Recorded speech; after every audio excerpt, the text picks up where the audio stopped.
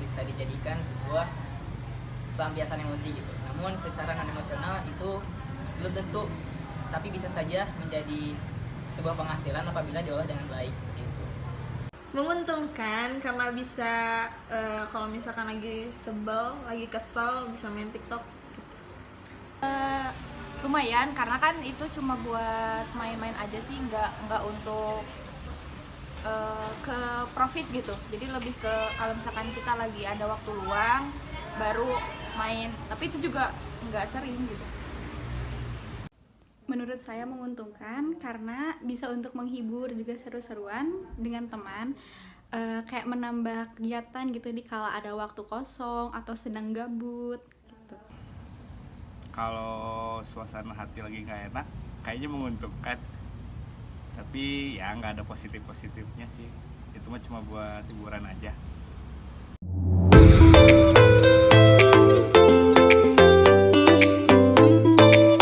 Kalau aku lebih senang sama budaya sendiri sih sebetulnya, cuma karena mungkin lebih hits budaya luar, jadi kayak lebih gampang aja gitu kegapainya kalau budaya luar kan. Kalau misalkan budaya kita kan jarang lah orang yang jarang orang yang menampilkan budaya kita sendiri gitu.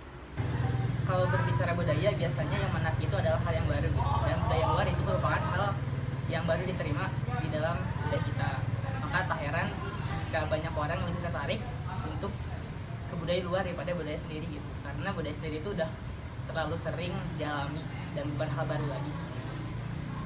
Untuk diimplementasikan dan direalisasikan maksudnya lebih udah pastilah yang lokal, budaya Indonesia sendiri, karena kan ya gimana pun kita orang Indonesia gitu, jadi harus kalaupun nggak mampu merealisasikan, setidaknya kita bangga gitu terhadap budaya sendiri. Kalau cakupannya di TikTok sih kayaknya budaya luar ya, jarang gitu budaya Indonesia, cuma beberapa aja. Mungkin karena perkembangan dari zaman juga, jadi budaya di Indonesia ini sedikit berkurang. Permainan tradisional sudah jarang dimainkan oleh anak-anak, melainkan anak-anak itu lebih sering bermain gadget. Tidak menutup kemungkinan untuk anak-anak bermain TikTok juga.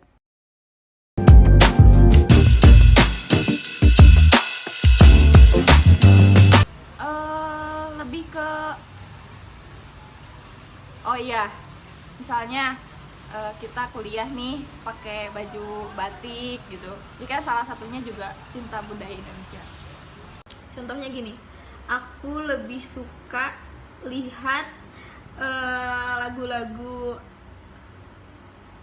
adat aku sendiri dibandingkan lagu-lagu luar gitu. Untuk kecintaan saya kepada budaya Indonesia, pertama dari sisi pakaian, saya pakai batik suka, sering gitu. Lalu budaya Indonesia yang dikenal ramah tamah setidaknya masih sering diterapkan oleh orang-orang di Indonesia itu sendiri gitu. Salah satunya dengan memakai baju batik, itu juga menunjukkan salah satu bentuk kita mencintai budaya kita sendiri.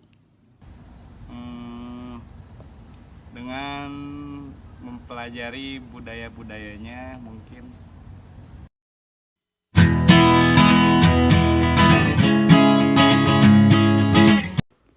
Saya beruntung hidup di Indonesia karena Indonesia itu kaya akan budayanya, juga banyak wisata-wisatanya, letak geografisnya itu strategis gitu. Beruntung banget, selain dari sumber daya alamnya yang banyak, emang kalau misalkan kita lihat dari sisi sumber daya manusianya emang kurang ya, bukan yang nggak ada, tapi kurang. Cuma kalau untuk sumber daya alam kan udah pastilah, budaya juga banyak. Kalau misalkan dibilang cinta, cinta banget. Beruntung sekali gitu. Kenapa? Karena banyak faktor yang bisa dikatakan, salah satunya itu keramah tamahan itu membuat saya nyaman berada di Indonesia gitu. Soalnya belum tentu saat kita berada di luar Indonesia, apa yang kita dapatkan secara emosional itu kita dapatkan di luar gitu. Beruntung dong, Indonesia kan negara ya semua sumber daya alam banyak gitu, cuma tinggal kitanya aja yang bisa mengelolanya. Beruntung.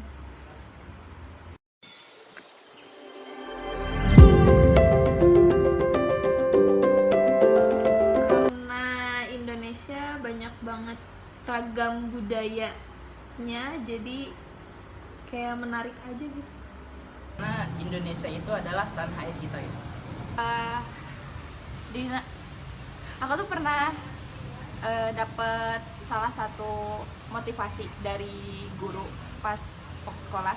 Dia tuh bilang kita itu harus cinta Indonesia. Kalau kita cinta Indonesia berarti kita cinta perbedaan. Tapi perbedaan bukan berarti kita bertengkar. Justru Tuhan itu menciptakan kita berbeda itu untuk saling mengenal, bukan untuk saling beradu pendapat berdasarkan siapa. Karena saya orang Indonesia, jadi nggak ada alasan buat saya untuk tidak mencintai Indonesia. Saya cinta Indonesia.